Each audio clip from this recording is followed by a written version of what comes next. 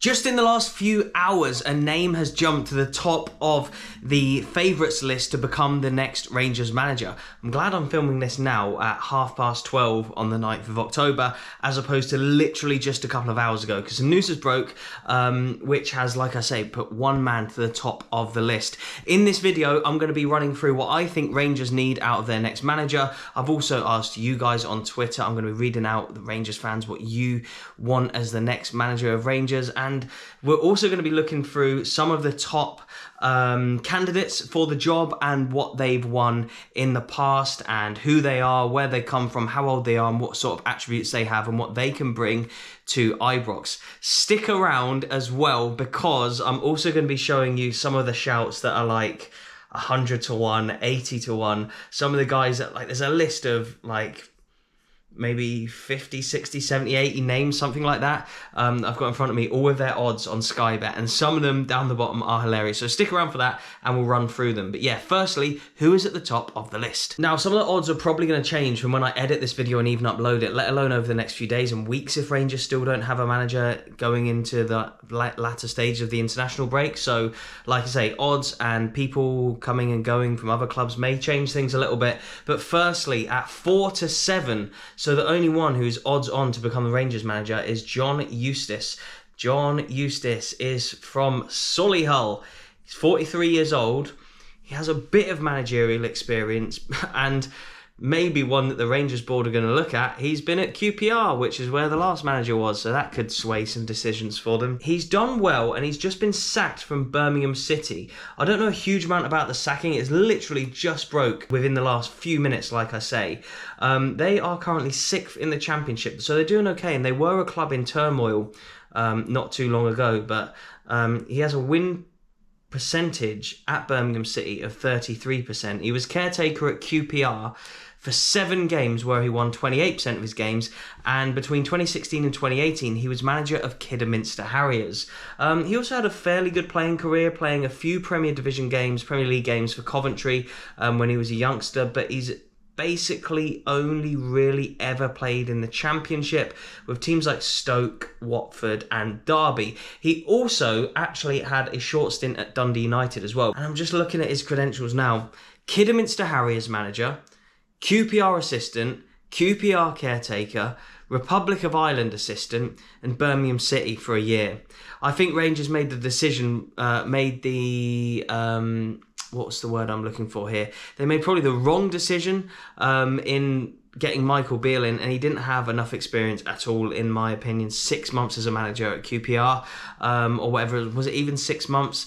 He wasn't there long enough, and I just feel like the size of the job of Rangers. Michael Beale only won one Old Firm derby, and that was when it didn't matter. The end of the season won the dead rubber. All the other ones, the cup finals, the semi-finals, the big European qualifier against PSV, all the times that it really mattered when you have to know how to deal with pressure, he crumbled and he got his tactics wrong, he got his team selection wrong, and I think at Rangers as a manager you have to know how to deal with the pressure. And I think Gerrard knew that as a player with Liverpool. He was the captain, he knew how to deal with pressure, maybe not as a manager when they first got him in, so it was a bit of a risk, but yeah, that is my big question mark over John Eustace. Does he know how to deal with the pressure of managing a club like Rangers? Looking down the list, as you can see, Frank Lampard is now 20 to 1. He was actually one of the favourites, and they have interviewed him apparently, and I think he was higher up on this list a few days ago, but he's dropped now to 20 to 1, below Wayne Rooney, who has left DC United. Derek McInnes, he was a Rangers player. He has actually won many trophies for Rangers before. He's been Aberdeen manager he had a good long stint up at Aberdeen. I know they look back on that time fondly, the Aberdeen fans. I'm pretty sure he won a trophy there as manager, and he got them to many cup finals where they lost against a really dominant Celtic of that era. But yeah, Derek McInnes, would he be a good enough manager? Is it Kilmarnock right now? He's won them the Championship. I don't know. Aberdeen's a big job. Rangers is a bigger job than that. Rangers fans, let me know how you would think if McInnes would become the manager. But he's probably like the best Scottish shout in there. Wayne Rooney at 12 to 1 left DC United, like I say. Stephen Davis 12 to 1. I can't see him taking over permanently, if I'm being honest. But let's have a look at these other three here. We spoke about John Eustace. What about Pascal Jansen first? Let's have a look at him. Born in London, his dad was a Dutch musician and his mum was an English pop singer and a member of the musical duo Spooky and Sue, who I'm ashamed to say I've never heard of. His youth career, his footballing career was cut short as a youth player due to a knee injury. I suppose he got into coaching after that. He has managed the young PSV team between 2015 and 2017. He's worked as a coach there with a few of their youth teams, I do believe. And he has most recently and up to the current day in the present has been manager of AZ Alkmaar, his only managerial job. But I know how good AZ Alkmaar have been. He's been there since December 2020, so he's had a good fair stint there. And he's got a win ratio of 60.5%. Where are AZ Alkmaar currently in the Eredivisie? They've just recently beat Ajax, who are currently in the relegation qualifying spot down there, the 16th Ajax. Well, we're digressing there. That is insane. But AZ Alkmaar are currently second. They have been really, really good the past few years. And he's obviously done a great job with them, Pascal Jansen. But here is the big but. He is currently the manager of a team in the Eredivisie who are doing really well. So Rangers are going to have to obviously pay to get him out of a contract. That is where John Eustace, he's just left Birmingham. Wayne Rooney has left DC United. These guys, they'll be looking for work. They'll be looking for jobs. And you could say that Rangers have sort of half-assed things a little bit financially over the last few years with signings and particularly with the last managerial appointment. Are the board going to be brave enough to pay up for somebody? It still might not work. Or will they take the cheaper, easier options of somebody who currently doesn't have a job? That's Pascal Jansen, currently doing really, really well at AZ Alkmaar and probably would be a great manager for Rangers given his current credentials. Next up is the man that I think Rangers should sign. Again, born in England, but an Aussie, Kevin Muscat. He's had some career as a player. He's really been about, obviously, I've known him mostly for his time at Millwall. That's where I sort of knew him from as a kid, but he's been at Melbourne Victory, Wolves, obviously Rangers as well. He was only at Rangers between 2002 and 2003, and he won a treble. He won the treble in 2003, winning the League Cup, Scottish Cup, and the league. So again, this was like the thing when Gio became the manager for Rangers. It was like, he knows the club. Kevin Muscat obviously knows the club. But if you look at what he's won as a player, he's won the National Soccer League for South Melbourne before it became the A-League in Australia. He's won the playoffs with Palace as a player. He got runner-up in the FA Cup with Millwall in 2004. He's won the A-League with Melbourne Victory a number of times. He's won the OFC Nations Cup, the Oceania Nations Cup with Australia. He's even come runner-up in the Confederations Cup and third in the Confederations Cup as well. But this is where I think he holds a big key for Rangers, where I think the board will be looking at him as a real good, suitable target for the managerial job, is what he's won as a manager. They need somebody who has won stuff as a manager, in my opinion, who knows how to deal under pressure in cup finals and in league run-ins. And he's won leagues. He's won leagues at Melbourne Victory as a manager. He's also won the cup there. He's won the league, the J-League in Japan as well, and he's won the Japanese Super Cup too. Now, I'm not sure how the Japanese season plays out and what dates they're in, but I don't think, and I heard rumours, and you don't know if the rumour mill is that true, but I don't know if he wants to come until like the Japanese season finishes, the current Japanese season. Let's have a quick look. Yokohama F. Marinos is where he is currently the manager. Yeah, so looking at it, their season finishes in December and they're currently second in a title running with Urawa Reds and Vissel Kobe. So probably he won't want to leave until that's all wrapped up and he can say that he's either won them at the league again, and the Champions League group stages are currently going on in Asia too, which they're also in. So yeah, I can see why. Again, he's in a job as well, so Rangers are going to have to pay money to get him. So there are a couple of drawbacks. Maybe he won't be available right away. They might have to give it to Stevie Davis until maybe the new year and then get Kevin Muscat in. But he's obviously a hard man. That's what he's known as. And I feel like they need someone who's brave under pressure, like I say, and who can drop players who aren't performing. Key players from the last few years who haven't really been performing. Let me know in the comments below who you think they could be. Or even just to be brave enough to strip some minutes away from certain players. As great as Tavernier has been, for example, I think he's played so many minutes. Like, they've gone so deep in so many competitions, as Rangers would usually do in the League Cup and the Scottish Cup, as well as having like title run-ins. They've also been doing really well in Europe, obviously, the last 3 to 5 years. I think Tavernier's played so much football that he needs like a young understudy beneath him, maybe a Dujon Sterling, who can play certain league games, take some minutes away, and both of them can have better performances. I feel like they need a brave manager who can make brave decisions like that and not just pick players based on reputation, and maybe Kevin Muscat can be that man. Next up on the list is Philippe Clement. When I saw the list originally the other day, I thought this was remember the guy who was like assistant manager under Ancelotti at like Real Madrid, and then he went to Swansea as a manager? Was that Paul Clement?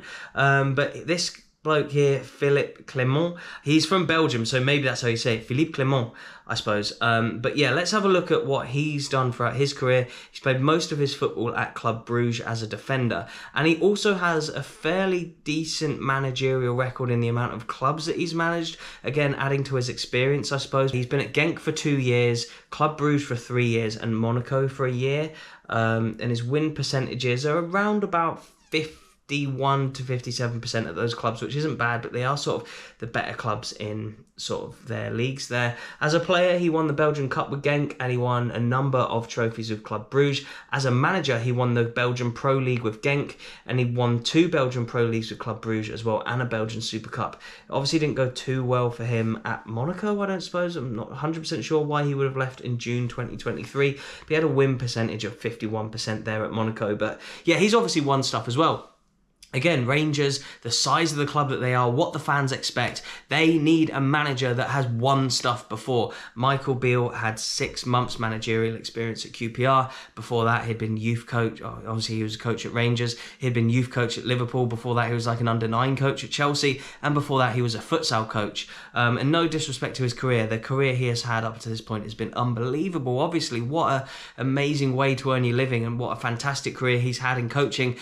I think the Rangers job just came too early for him in his managerial career, and he probably shouldn't have taken it at that time. When it's offered to you, you probably have to take it. I know that, but I think it was a little bit too early for him. Whereas at least Philippe Clement, if that is how it's said, I do believe that he has great experience, and I've seen a few people on Twitter saying he could be the man for them. So let's have a look at Twitter and see what you guys think and who you want to be the next Rangers manager. Actually, before we jump into the Twitter stuff, I'm going to take you down the list of some of the other names that are down there. Some of them are quite hilarious. Very bottom of the list is Scott Brown at 100 to 1. I can't see Scott Brown becoming Rangers manager for some reason. Kevin Phillips, who I know is at South Shields. Is he still at South Shields? Let me just check. I know he was, definitely. Yeah, is he currently still at South Shields? Let me just double check here. No, I believe he has left now. Yeah, he departed the club by mutual consent in April 2023. So it's not going to be Kevin Phillips. Giovanni Van Bronckhorst is 100 to 1. Rangers fans, Graham Murty, would you take him back? Let me know in the comments below. Chris Hughton, also 100 to 1. And a few names who I had thought of when I heard the news that Beale had been sacked, like who could come in. Rafa Benitez and Jose Mourinho. I was thinking Mourinho. Would he do it? Would he come to Scotland? I think eventually maybe, but maybe not right now in his career. Carl Robinson, John Terry, some proper blasts from the past. Steven Gerrard is currently 66 to 1. I don't think he's going to leave his £30 million a second job in Saudi Arabia just now, but maybe one day he'll return to Ibrox, who knows.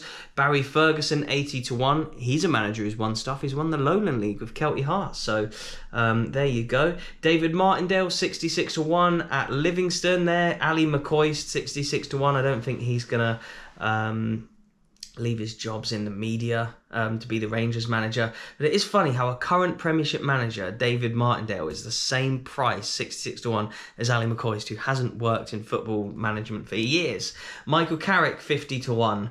Jurgen Klinsmann, 50 to 1. Big Sam Aladice, 40 to 1. Yondal Thomason, 40s. Ralph Hasenhuttl, 33 to 1. Jesse Marsh, who was heavily linked to the Celtic job in the summer, 33 to 1. Gattuso, Van Nistelrooy, Graham Potter, Scott Parker. I know Potter was actually given quite high, or he was quite high up in this list not that long ago, but after how it went at Chelsea, I don't think he's quite the man for the job. But yeah, there's some of the more like funny ones there that I can't really see it being. But yeah, let's jump into the Twitter section. I think I've only had one reply which agrees with me about Muscat, and that's Aaron Goodwin. Muscat, 'cause he's a mad bastard. Yeah, I think that's kind of what some of the Rangers players need, is a good kick up the arse, honestly, after the last few weeks of games. But the overwhelming shout from everybody is Philippe Clement, or Clement. We still don't quite know how to say it.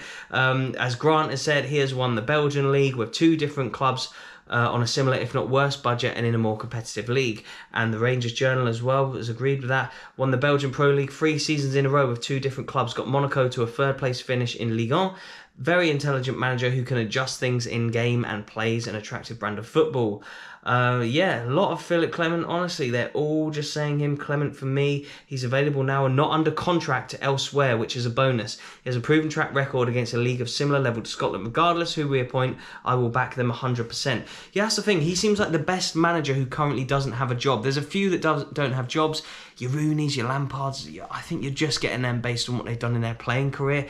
Whereas this guy wants a job. I think it's a big enough job that suits him. He's obviously already won stuff, and he can win stuff again at Ibrox if he's appointed. And actually, not the best time to take over in a league sense. If they turn it around, whoever comes in, fair play to him. I can only see Celtic winning the league from here on in. However, they are in the League Cup semis and Celtic are out of that competition. So it's a great chance for someone to come in now and potentially win a trophy within their first few months of being Rangers manager.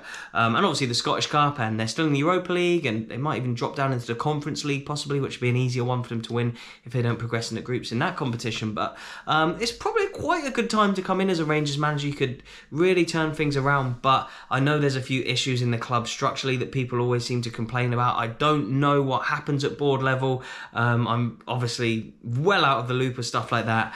But yeah, whoever comes in is going to have to contend with like the stuff that goes on in the background, as well as trying to sort out the playing squad. It's not going to be an easy job, but there's a stage there for someone to come in and become a legend if they want to be. Guys, let me know in the comments who you want to become the Rangers manager. I'll leave some videos on screen. If you could please click on one, I would really appreciate it. I'll leave some of my most recent matchday vlogs. If you could click on one of them and keep watching, it would make my day. Thank you so much, and goodbye.